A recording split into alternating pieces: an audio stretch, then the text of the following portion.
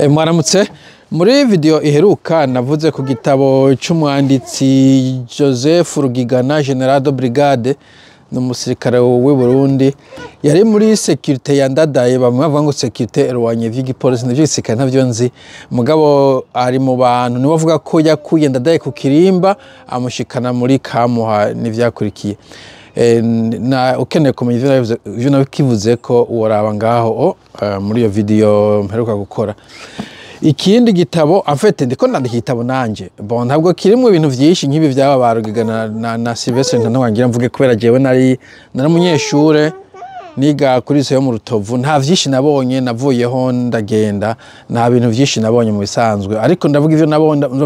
mvuga ko vyanshikiye ni nka memoire personnelle ndiyikoncentra cyane kuri politique y'u Burundi. Voilà, rero muri yo cadre kwa igitabo niho naguze iki gitabo ca Rugigana kugira ngo mbere nk'uronka ibintu uko ntahura uko vyagenze muri irya joro havugwa vyinshi. Ikindi gitabo niyumviye ko noraba ni iki cy'uyu mugabo yitwa Ntibantunganya Sylvestre nibaza ko mwese muzi yabaye president w'u Burundi yabaye mukuru n'amashinga amateka n'ibindi bintu vyinshi nibaza ko abaye n'umunyesha makuru nankiri muto sinabimenye je namumenye ari muri Frodebu. Hanyuma yanditse ibitabo vyinshi kimwe citwa ikinfise citwa ngo Burundi Démocratie piégée gisogwa kandi ni Iwacu sinzi ko easy donc Iwacu ni umuhoza n'umunyeshamakuru Antoine Kaburahe maison d'édition iri Burayi asohora ibitabo vyinshi. Nibaza ko nzomubaza nanje ko ashobora kumfasha mu gihe hazoba hageze ko ndagisohora. Gusa ndashaka kuvuga gatoyi nkuko nakuvuga iyo ndiko nasoma igitabo biramfasha iyo ndagisomye hanyuma nkagira umuntu tukiganira. Ica Joseph Rugigana ko yari nka experience personnelle avuga ngo ma vérité bavuga ma vérité no kuvuga uko yabibonye kandi uvuga ko ari nka témoin oculaire avuga uko yabibona uko vyamugendekeye kenshi ariko avuga ngo je na yusomye aha ku rupapuro rwa nyuma ya gato umuntu agomba kwinjira avuga ngo j'arrive au Kamuha aux premières heures de l'aube etc. J'ai réussi à l'extraire etc. Donc arivuga wenyene ariko ntibantunganya na wenyene hagiye yivuga kubera muri iyo bintu byabaye Burundi yarimwo yari umuntu yabiparticipemo mu myaka surtout kuva ndadaye agiye ku butegetsi peut-être n'imbere yaho gatoyi. Rero iyi gitabo ni kimwe mu vyo yanditse nashimye kubera arico gitangura kuva novuga mu misi ya vuba wanashaka mu nyuma y'igitabo harimwo ibintu bivuga ko ari bishasha byo kuvyigihe FTD iri ku butegetsi kuvya Nkurunziza mbere navuga no ku rufu rwa Nkurunziza so qui veut dire que ari gishasha kabisa ukeneye gusoma ibiriko biraba mu Burundi.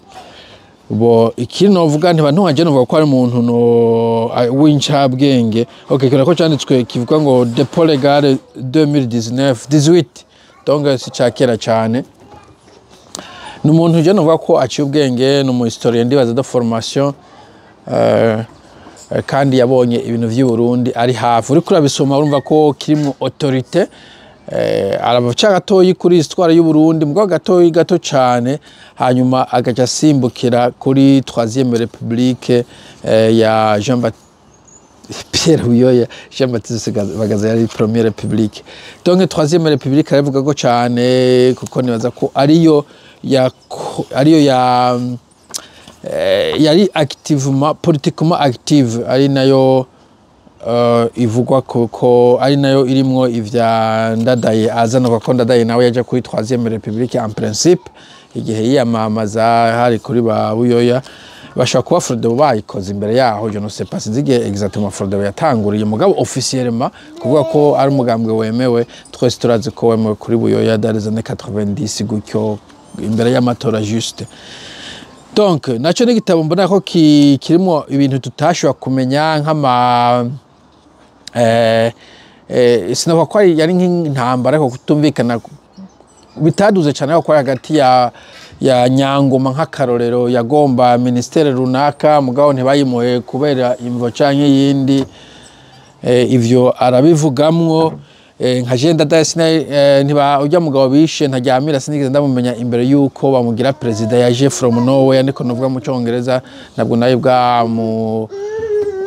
nari bwamwumve imbere yuko bamunoma ngo abe president.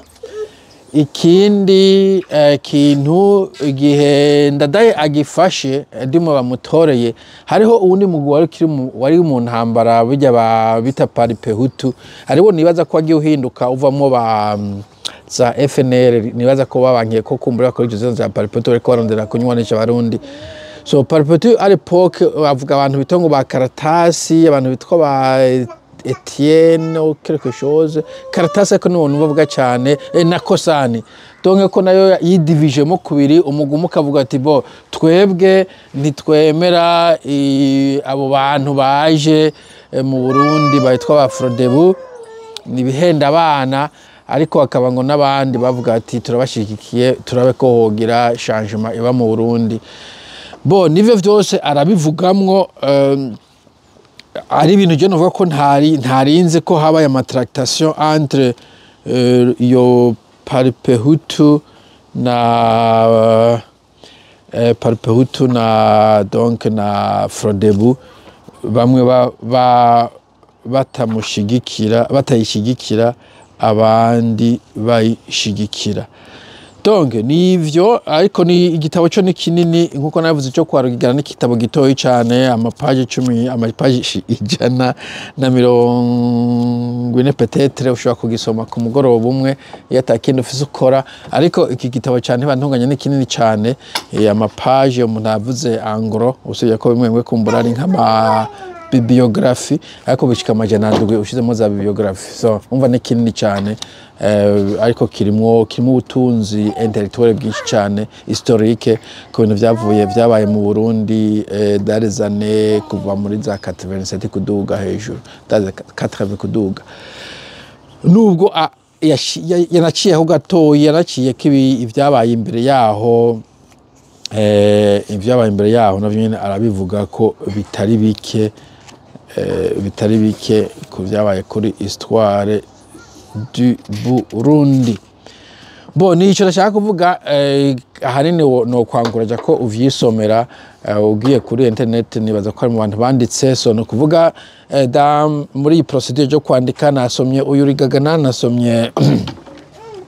Ndadaye nasomye Rugigana nasomye uyu ntibantunganya narifite gusoma ibitabo byinshi ntibantunganya ariko ntibizimbutse cyane kubera ndinda kubituma ko kuri internet bakabimpostingira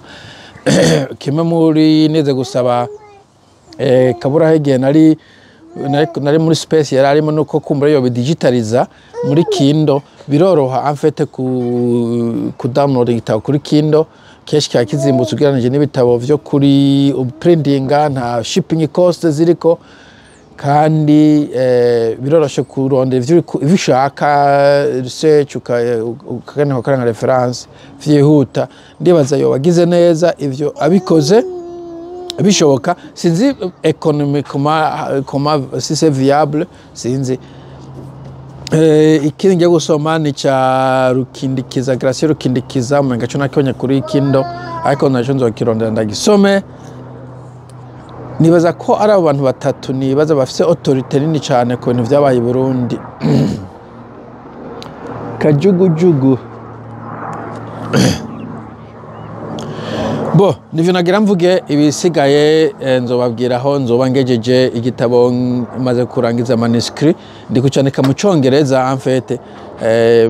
nzogira traduction mu Gifaransa mu nyuma nzorondera publisher mu Cyongereza hanyuma nje ndondera mu publisher mu Gifaransa ishobora kutazo ari copy mo sûrement nibaza ko nazogira mo sûrement nzo message zo bari mu mugabo ntabwo nzogira traduction littéraire kwa je ndiko navyifirigitira en principe. Voilà nivyo nashaka kuvuga nkuko navuze biramfasha nsubye igitabo ngace ngira ico ndakivuze ko nivyo nuko mugira umunsi mwiza bye.